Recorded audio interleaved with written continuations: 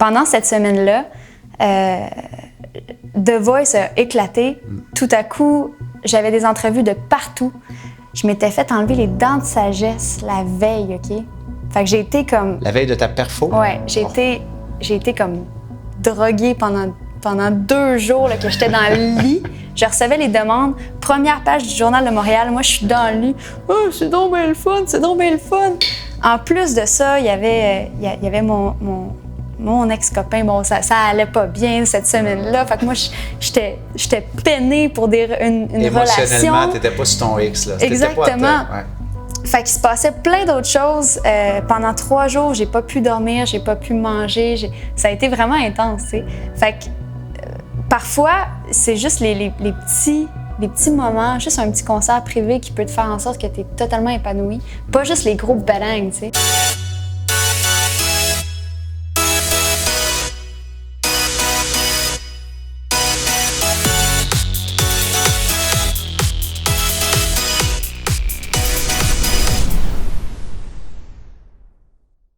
Bonjour tout le monde et bienvenue à l'émission L'école du succès où, semaine après semaine, j'ai le privilège fantastique de m'asseoir avec des personnalités inspirantes de par leur parcours, leur message ou leur expérience. Et cette semaine, on ne fait pas exception à la règle alors que j'ai le grand privilège de m'asseoir avec Gabriela Laberge. Gabriela, comment ça va? Ça va super bien, toi?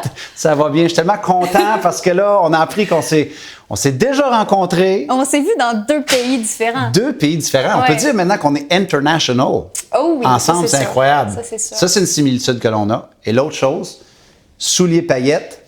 J'espère que vous appréciez quand même les accessoires. Et donc, ce n'est pas stagé. Ce n'est pas stagé pantoute. Je l'ai vu arriver avec ses souliers paillettes et j'en possède une paire. Alors, j'ai dit, je vais aller me mettre à la hauteur de cet invité-là que l'on a aujourd'hui.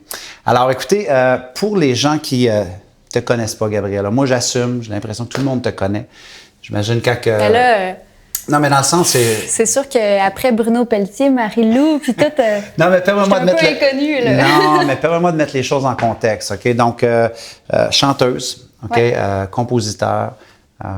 Et en 2015, OK, tu décides d'aller... Tu as un parcours, on va en parler, mais tu participes à La Voix, The Voice, à Paris.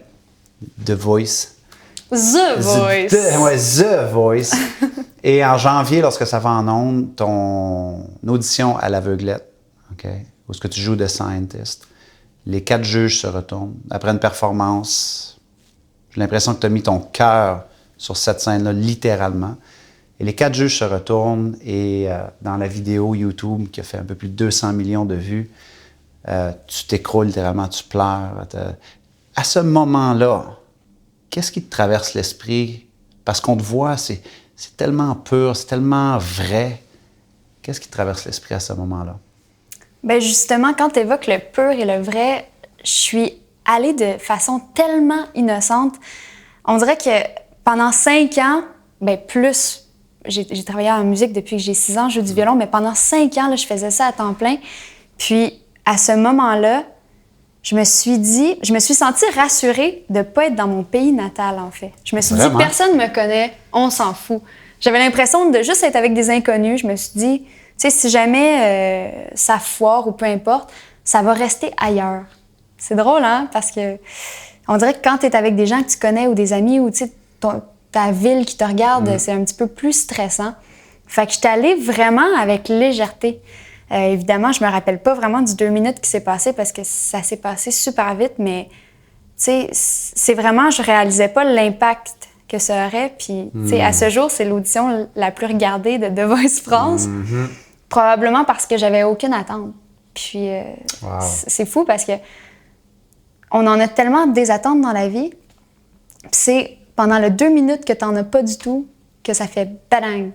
Puis ça a été vraiment une grande leçon de vie. Tellement profond, ça. C'est vrai. Et c'est pour ça, en fait, que je faisais allusion, que j'ai l'impression que tout le monde te connaît, tout le monde a entendu parler de toi, ton interprétation, ta douceur, parce que tu as tellement une touche très particulière dans ton art. Mais justement, c'est vrai, il y a des gens qui n'écoutent pas ça. Tu n'étais pas dans ton pays, donc il y a peut-être des gens qui n'ont pas vu ce moment-là tellement magique. Donc, tu n'as pas d'attente, tu te retrouves, tu es choisi, tu te retrouves dans l'équipe de Mika. C'est comment être coaché par un des des chanteurs les plus créatifs, les plus originaux que la francophonie a pu connaître, je trouve, depuis plusieurs années. Tu veux la vérité ou la fausse vérité? Non, ça serait le fun d'avoir la vérité, puis on salue Mika, en fait, s'il répond. Salut, Mika! Non, parce qu'on sait que c'est des grosses machines et de suite. Nous, on voit l'émission, bon... Bien, c'est sûr que c'est drôle parce que tout le monde me pose cette question-là, mais pour moi, c'est la question qui m'importe le moins parce que j'ai tellement eu peu de contact avec cette personne-là, puis la majorité des gens, c'est peut-être pas comme ça au Québec, mais c'est sûr qu'en France, le rapport entre la célébrité puis le public est tellement différent. Le plus grand écart. Ils sont moins accessibles, moins d'intimité, moins de proximité. C'est des grosses machines. Exactement. Fait que moi, ce que je me rappelle, c'est vraiment le contact que j'ai eu avec les autres candidats, les professeurs de chant, toute la production. L'expérience. Exactement. À chaque étape, j'amenais ma famille là-bas. Fait que j'amenais ma mère, j'amenais mon père. Fait que c'est vraiment ces expériences-là personnelles au bout du compte, je me rappelle le plus. Par contre, à un moment donné, on était seulement 3 candidats dans son équipe. Puis là, il nous a invités à manger dans son appartement. Puis ça, je vais m'en rappeler toute ma vie. C'était devant la Tour Eiffel sur Trocadéro. Je vais vous donner l'adresse si vous voulez. C'est ça qu'on vient de saluer. Puis là, on était vraiment off-camera, puis on était chez lui. Il habite avec sa sœur, avec sa mère, très familial. Ah oui, hein? Puis là, j'ai pu voir l'humain derrière. Pas qu'il est fake, mais c'est juste que devant les caméras, c'est ça, devant les caméras, c'est plus difficile. On est maquillé, on n'est pas comme ça, tu sais. Fait que là, j'ai vraiment pu voir une personne super authentique. Wow! Et donc, comme je disais, avant d'aller à The Voice, tu avais ton parcours, tu étais déjà un artiste accompli. Tu as publié un album en 2015, juste avant d'aller à The Voice. Tu as des chansons qui ont roulé dans le top 20. Une qui a été numéro 1 pendant plusieurs semaines en collaboration avec Olivier Dion, c'est bien ça là? Ouais. Sorrow. Ouais. Donc, tu roulais déjà ta bosse. Et tantôt, tu as dit, des fois, on a beaucoup d'attentes dans la vie. Et moi, une chose qui me fascine énormément au niveau artistique, parce que veux pas, vous êtes des entreprises aussi. Tu dois te vendre, tu dois faire ton marketing. Tu devais porter beaucoup de chapeaux, même si tu avais de l'aide. Est-ce qu'il y a une grosse montagne russe dans le monde artistique, justement, tu as l'impression, par exemple, que ce moment-là, The Voice, that's it, tout va changer. Et là, le lendemain, finalement, tu te dis, non, je dois encore travailler et continuer à continuer. Tu comprends ce que je veux dire? Non, mais c'est toujours une montagne russe. Juste, c'est drôle, je me sens confortable. Là, ça fait du bien de pouvoir prendre le temps de raconter ces choses-là parce qu'on n'a jamais le temps de raconter ça dans les entrevues. Mais pendant cette semaine-là, The Voice a éclaté. Tout à coup, j'avais des entrevues de partout. Je m'étais fait enlever les dents de sagesse la veille, OK? Fait que j'ai été comme... La veille de ta perfo? Ouais, j'ai été comme droguée pendant 2 jours là, que j'étais dans le lit. Je recevais les demandes. Première page du Journal de Montréal. Moi, je suis dans le lit. « Oh, c'est donc bien le fun, c'est donc bien le fun! » En plus de ça, il y avait mon ex-copain. Bon, ça allait pas bien cette semaine-là. Fait que moi, j'étais peinée pour une relation. Émotionnellement, t'étais pas sur ton X, là. Exactement. Fait qu'il se passait plein d'autres choses. Pendant 3 jours, j'ai pas pu dormir, j'ai pas pu manger. Ça a été vraiment intense, tu sais. Fait que parfois, c'est juste les petits moments, juste un petit concert privé qui peut te faire en sorte que tu es totalement épanoui. Pas juste les gros badangs, tu sais. Ça, il faut faire attention à ça parce que, tu sais, c'est cliché ce que je dis, mais j'en ai fait... j'ai eu une tournée après de 130 spectacles, puis après, tu reviens toute seule, puis tu fais tes trucs, puis là, il faut que tu continues, puis parfois, parfois, tu fais de l'argent, parfois, tu n'en fais pas, puis c'est comme ça, tu sais. Est-ce que tu as dû l'apprendre à tes dépens, ça, que c'est toi aussi un petit spectacle qui peut te donner ton kiff énorme? Parce que j'imagine quand on est jeune, tu te dis, j'ai commencé à 6 ans à jouer le violon, tu as commencé à chanter par la suite. J'imagine le rêve, c'est de devenir la méga star, puis tu te dis probablement que la finalité, le succès, c'est ça. Et là, finalement, est-ce qu'en cours de route, tu as réalisé que c'était peut-être pas ça, mais que ça pouvait être d'autres choses, comme tu décris, les petits moments? Est-ce que tu as appris ça par toi-même? Et quand tu as appris ça? Bien, en fait, en tournée en ce moment, je suis avec mes 2 meilleurs amis sur la scène. Puis ça, pour moi, là, toutes les choses qu'on a vécues ensemble, là, tu sais, de voyager autour du monde avec tes meilleurs amis, là, ça, là, c'est le Saint Graal, tu sais. Puis quand je voyage toute seule, il se passe d'autres choses, mais c'est vraiment d'être entourée, tu sais. Fait que je me dis, mon Dieu, présentement, je préfère ce que j'ai, tu sais, que de vouloir être Dua Lipa. Là. Je sais pas si elle est bien entourée, mais ça doit être un peu malsain. Tu retrouves plus d'épanouissement à être en lien avec les gens que tu connais justement depuis longtemps. Ouais. Tu tripes, vous tripez, vous êtes sur la même Ouais, vibration que lorsque tu étais plus petite, tu disais, wow, je peux faire en tournée. À 18 ans, tu pars en tournée avec Sarah McLachlan. Donc, tu sais, tu te dis, wow! Mais finalement, c'est aussi trippant maintenant faire ce que tu es en train de faire. C'est le fun, mais tout est tellement éphémère. Tu sais, chaque journée se ressemble pas, fait qu'il faut juste vraiment apprécier le moment présent, tu sais. Puis c'est sûr que ça serait le fun de partir en tournée mondiale, là, tu sais, je le veux encore, tu sais, mais mon Dieu que je suis contente de pas... C'est encore un objectif, c'est encore une visée que tu as d'amener ton Ben art. oui, mais je suis contente de pas avoir fait ça à 16 ans, sinon je serais devenue fuckée. C'est sûr que ça fuck. Tu sais, il faut vraiment avoir une bonne base là, pour faire ça. Ben, en fait, Marie-Lou nous avait dit ça, justement, qu'elle était peut-être trop jeune, justement, quand c'est arrivé. Ah mon Et Dieu, elle qu'elle savait était pas jeune. nécessairement comment tout gérer ça, malgré tout l'entourage qu'elle avait. Donc, il y a une similitude là, justement. Oui, c'est ça. Puis, tu sais, quand il est question de signer des contrats aussi, tu sais, c'est pas juste un choix artistique ou peu importe, c'est aussi un choix contractuel, tu sais, des pourcentages, les avocats et tout, là. Hey, à 16 ans, bonne chance. Il faut que tu sois vraiment bien entouré pour pas te faire avoir. Donc, tu commences à jouer du violon, tu te blesses, tu commences à chanter. Et ce parcours-là t'a amené à faire un album et à chanter un petit peu partout dans le monde. Tu quittes pour Las Vegas ce soir.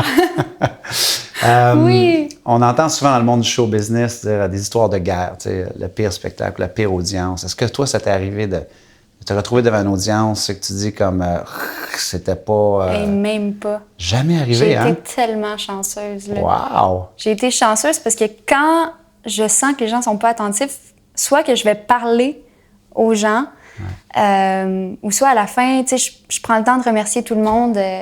D'ailleurs, tu sais, nous, on s'était rencontrés en Californie pendant un spectacle. Il y avait 150 personnes. Puis à la fin, tu vas parler aux gens, tu sais, de connaître son public. Écoute, ça m'est jamais arrivé, là, je touche du bois, parce que... Tu sais pas ce qui t'attend à Las Vegas, toi. Mais là, c'est ça, à chaque fois, tu sais, tu le sais jamais, mais... Tu sais, faut pas non plus dépendre de la réaction des gens, tu sais. Toi, si t'es bien dans ce que tu fais, tu sais, tu peux pas faire plus. Ces valeurs-là, tu as l'air très enligné, tu es encore comme très jeune dans ta carrière. Tu les tiens de où, ces valeurs-là? Tes parents, donc cet alignement-là que tu as, dire je me valide pas par mon audience, ou tu restes très centré, ça vient de où? Bien, c'est sûr que ça vient de mes parents. Mes parents sont exceptionnels. Mes parents ça fait 30 ans qu'ils sont ensemble. Là, ils vont se marier prochainement. Ils s'aiment. Mon père, c'est un espèce de maître yogi. Il fait de la méditation 2 fois par jour. Il lit des livres d'élévation spirituelle. Les deux, ils vont au yoga tous les jours. Ils prennent 2 heures avant de manger pour se parler de leur journée. Je me dis, coudonc, après 30 ans, qu'est-ce qu'ils ont à se dire? Wow. Fait que j'ai vraiment été élevée dans une famille très, très, très équilibrée, mais je suis quand même le mouton noir que, tu sais, j'ai quand même une personnalité... à 5 ans, je faisais des spectacles dans la famille. Puis, fait que c'est sûr que il m'aide vraiment à me ramener beaucoup, beaucoup. Là. On est vraiment comme une famille italienne. Là. On s'aime beaucoup. Donc, le lien humain, toutes ces valeurs-là humaines, bon, tes parents t'ont tout transféré ça. Ça t'aide aujourd'hui? Parce qu'on t'es artiste, mais t'es entrepreneur aussi. Est-ce que ça t'aide aussi, toutes ces valeurs-là, à gérer ton entreprise ou ta carrière? Oui, puis ça m'aide beaucoup. Mon père a été travailleur autonome, a été psychologue industriel à la fin de sa carrière pendant les 10 dernières années. Puis je l'ai vu construire son entreprise, je l'ai vu bosser dur, investir, travailler 6 jours semaine. Je me disais, mon Dieu, moi, je ferais jamais ça, ça m'intéresse pas, 6 jours semaine. Bien, mon Dieu, j'essayais de calculer combien de jours que je travaille par année. Parce que quand tu fais rien, quand tu as une journée de libre, tu fais quoi? Tu peux composer, tu peux jouer du violon, tu peux jouer du piano, tu peux faire tes impôts, il y a toujours quelque chose à faire. Ça, c'est le piège aussi, tu sais. Faut savoir aussi se détendre, mais, tu sais, la musique, c'est exceptionnel, mais, tu sais, il y a beaucoup de choses à faire, là, au niveau entrepreneurial. Qu'est-ce qui est les choses que tu trouves peut-être le plus difficile au niveau entrepreneurial de gérer dans ta business? Les contrats, tout ce qui est contractuel, là, tu sais, les renégociations, les compagnies de disques, telle affaire. Ça m'énerve. Je trouve que ça va à l'encontre du flow artistique. Du flow artistique, c'est ça. Mais il faut l'avoir. Fait que toujours un peu une dualité. Donc, est-ce que tu fais ça toi-même ou maintenant tu es entouré, tu as quelqu'un qui le fait pour toi? Bien, on est quand même une équipe. Tu sais, j'ai mon gérant, j'ai Christian Sbroca avec qui je travaille, avec qui j'ai une entreprise aussi, puis on fait de la musique. Fait qu'on, lui aussi a géré ça. J'ai ma compagnie à moi, mais tu sais, c'est sûr qu'avant de faire de l'argent, il faut beaucoup investir aussi. Fait que là, c'est... En fait, je pense que mon wet dream, là, ça serait de ne plus me préoccuper de ça, là, puis de pouvoir juste faire de la musique, puis être assez autonome financièrement pour vraiment me concentrer juste sur la création, puis pas sur les billets d'avion à payer, etc. Là. Ouais, la logistique, là, tous les détails de cuisine. Les horaires et tout. Là. Ouais. Est-ce que tu as eu des inspirations, des mentors qui ont pu t'accompagner? On a vu tes parents, et ainsi de suite, mais au niveau musical ou au niveau business, que tu dis, ça, c'est un truc qui m'inspire énormément? Oui, bien, Christian Sbroca... qui est un artiste, vraiment, c'est incroyable au Québec. Il est très connu quand même. Il est beaucoup en arrière de... Oui, lui, il a été joueur de hockey. Lui, là, quand c'est le temps d'aller foncer, là, lui, il est toujours prêt à relever tous les défis. Il est extrêmement artistique, mais en même temps, il est extrêmement business. Puis moi, ça fait 5 ans que je le côtoie, comme 4 fois semaine. D'ailleurs, on s'en va à Vegas tantôt ensemble. Ça a été vraiment un coup de cœur musical, mais c'est tout lui qui m'a vraiment appris à être discipliné. Vraiment, hein? Mon Dieu, n'importe quoi comme... tu sais, t'es pas juste au violon, on travaille plus fort. Un vrai mentor. Vraiment, tu sais, comment composer telle chose, comment pouvoir négocier, être meilleur en anglais. Vraiment, ça a été vraiment mon mentor. D'autres personnes qui t'ont aidé? Ou des inspirations au niveau musical? Ou... Inspiration au niveau musical, j'en ai tellement. Là, mon Dieu, je dirais... qui est-ce qui m'a inspiré beaucoup? Un petit peu, j'ai un petit plan de mémoire, là. Il y en a tellement! Côté mais des ce qui est vraiment le fun, c'est qu'en musique, c'est dur de mettre le doigt sur quelqu'un qui t'a marqué parce que tout le monde est tellement intéressant, tout le monde a tellement un bagage. Tu sais, tu travailles juste avec des gens passionnés. Puis, tu as l'impression à chaque fois que je côtoie quelqu'un, mettons mon violoncelliste Zender, qui est un de mes meilleurs amis, il est tellement bon au violoncelle que à chaque fois, je me dis, bon, OK, je fais 1 heure de répétition, puis là, je pense à Zender, puis je me dis, un jour, je vais topper Zender. Ouais. Fait que de travailler avec des gens que tu penses qui sont meilleurs que toi dans certains domaines, écoute, ça je pensais, moi, dans ma tête, je lisais dans une entrevue que tu avais accordé, t'es chanteuse, t'es compositrice, compositeur, mais tu fais aussi tes arrangements. Donc, je regarde un artiste, mettons, comme Ed Sheeran, qui est comme multidisciplinaire de même, multifonctionnel, il est reconnu pour faire beaucoup de ses arrangements, comme genre, c'est un gars qui a quand même... Écoute, c'est drôle que tu en parles parce que là, je m'avance un petit peu, mais je suis en train de monter un concert toute seule, peut-être pour des premières parties ou d'autres choses s'il y a lieu, avec un loop station, violon, guitare, piano. Mais il faut toujours avoir le contact avec le public. Où est-ce que tu démontres ce talent-là ou ces compétences-là que tu as développées de faire tes arrangements? En fait, c'est juste parce que la problématique est venue que je fais de plus en plus de concerts en France, en Europe. Donc là, les billets d'avion, les horaires, les hôtels, je me suis dit, you know what? Pour l'instant, c'est compliqué, fait que je vais essayer de m'arranger au maximum. Fait que Ed Sheeran est une inspiration en ce moment même de ma vie. Vraiment? Pour monter mon one-woman show. Ton one-woman show. Là, j'en parle, là, mais tu sais, faut le maîtriser. Commis publiquement. Je me commets. Il n'y a rien comme un engagement public. C'est fantastique. Une fois qu'on est engagé publiquement, il faut le faire. Oui. Bien là, je promets que d'ici 2019, je vais être prête. Nice. Qu'est-ce que toi t'inspire dans une chanson? Comme genre, pour te dire, ça, c'était une performance incroyable, c'est venu me chercher. Qu'est-ce que toi, tu regardes chez un artiste? Étrangement, j'ai été connue par une émission qui faisait des covers. Moi, les covers ne me parlent pas. C'est vraiment les chansons écrites par les artistes. Donc, vraiment les auteurs-compositeurs. Fait que c'est un peu paradoxal ce que je dis. Non, mais c'est intéressant. Donc, tu portes beaucoup attention au texte, au sens, au sens des mots. OK, je connais un peu cette personne. Fait que probablement qu'elle a écrit cette phrase à cause de telle raison. Je suis un peu sneaky, private life. OK, Ed Sheeran, là, il raconte qu'il y a une blonde dans tel verse. C'est vraiment intéressant, tu sais, parce que ça te permet d'essayer de découvrir la vie de l'artiste. Puis c'est ça qui me parle le plus. Est-ce que toi, tu fais ça dans tes propres compositions? Ben oui! Ouais, c'est ça. C'est sûr. Partage un peu ta vie, ton quotidien, ce que tu vis, tes émotions. Oui, c'est sûr. Puis le deuxième album là, qui s'en vient, c'est drôle parce que là, j'en parle pas beaucoup parce qu'il n'est pas encore sorti. J'ai l'impression qu'on a un scoop, là. Mais il est fini, l'album. Vraiment? Fait que moi, je suis rendue là dans ma vie. C'est sûr que les gens connaissent l'autre album, mais moi, je suis rendue là dans ma vie. Puis, tu sais, il y a tellement de choses que j'aimerais dévoiler en ce moment sur ce que je vis. Il y a tellement de choses qui s'est passé depuis ton premier album. Écoute, Donc, The Voice, des tournées, des ce que tu fais avec tes meilleurs amis présentement. Beaucoup, beaucoup de choses. Tu sais, ça a tellement évolué. J'ai décidé de réinventer ma manière de voir le violon aussi. Là, on parle d'autres choses, là, mais... Non, mais j'aime ça, c'est bon. Oui. Le violon, j'ai toujours associé ça comme quelque chose de vraiment classique. Puis j'avais mal au dos parce que j'étais vraiment un peu serrée, tu sais. Puis là, je me suis dit, bon, ben je vais essayer de le développer autrement. Fait que là, j'ai commencé à jouer du violon comme de la guitare, du strumming, des pizzicato comme ça. Comme qu'on va voir des fois dans le traditionnel, on va voir ça qui vont se permettre de sortir du cadre pour jouer. N'importe quoi, ouais. Fait que dans l'album, là, je frappe sur mon violon, je fais des percussions. Fait que l'album est vraiment constitué d'un seul violon avec d'autres éléments par-dessus, mais les gens, ils savent pas nécessairement que c'est un violon. Fait que ça fait partie de ma personnalité dans les 3 dernières années que j'ai découvert que les gens, ils savent pas encore parce que l'album n'est pas encore sorti, mais ça s'en vient. J'adore. Donc, tantôt, tu as dit, on a tellement d'attentes des fois, mais finalement, c'est quand j'avais pas d'attente que un truc incroyable s'est produit.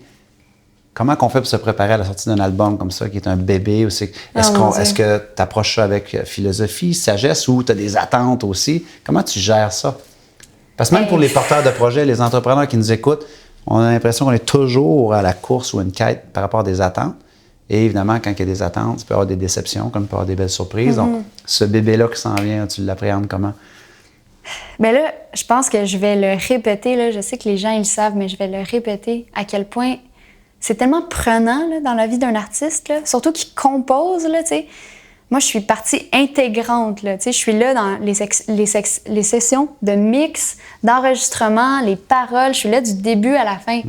Puis, en plus de ça, c'est ma face qui est sur l'album. Fait que c'est sûr qu'il y a beaucoup d'attentes. T'sais. C'est difficile.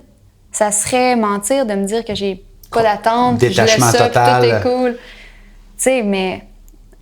C'est correct aussi de vouloir exceller, faire bien avec ses produits, faire bien avec sa musique. C'est OK aussi, là. Mais c'est tellement particulier, le processus de création, de ne pas savoir ce que tu veux jusqu'au processus de « OK, voilà ce que je veux maintenant, comment je fais pour exprimer ça aux gens? » Tu sais, c'est 2 étapes totalement différentes. Ensuite de ça, il faut que tu le crées live. Là, je suis en train d'apprendre mes chansons live, tu sais.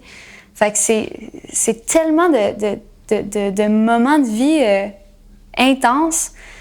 Mais je pense que j'ai vraiment confiance pour l'album parce que, d'après moi, selon moi, c'est quelque chose de différent d'utiliser les cordes dans un contexte vraiment très pop.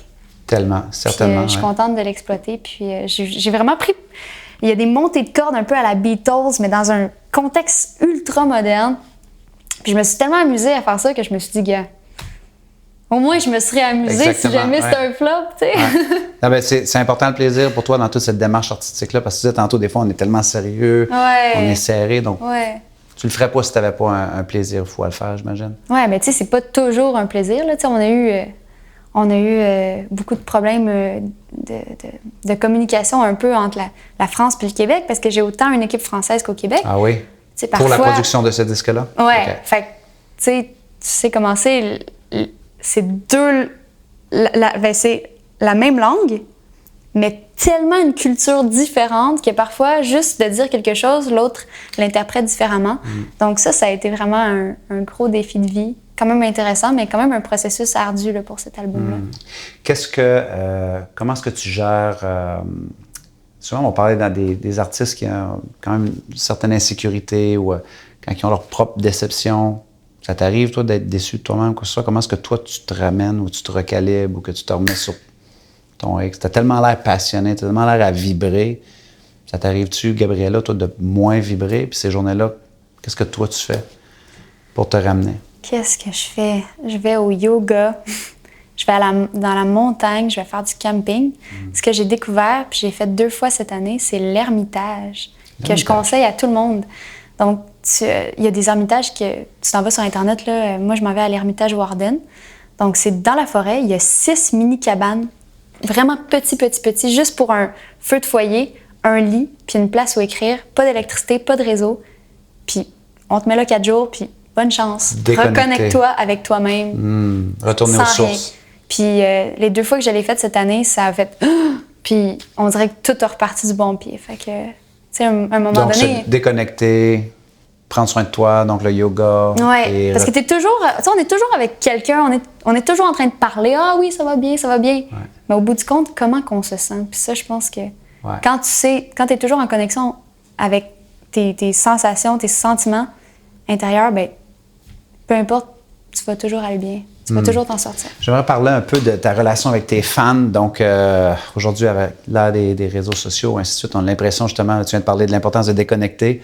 On a l'impression qu'on doit toujours être connecté 24 heures sur 24, 7 jours sur 7 avec eux. C'est ironique, hein, parce que c'est important de déconnecter, mais important de rester connecté. C'est ça qui est. Non, exactement. Qui est le donc, comment est-ce que toi, paradoxe, tu gères ça? Quel genre de relation est-ce que tu as avec toute cette ascension-là? Ben, j'imagine que quand tu as eu 200 millions de vues, ça vient avec des courriels, des commentaires, des... Oui. Puis je réponds pas mal à tout le monde, en plus. Vraiment? Ben, ce qui s'est passé, et ce qui est vraiment drôle, c'est que la majorité de mes fans, mettons, si on prend les 225 000 subscribers sur YouTube, OK? Il y en a comme le 30 % de ça que c'est des Brésiliens puis des Mexicains.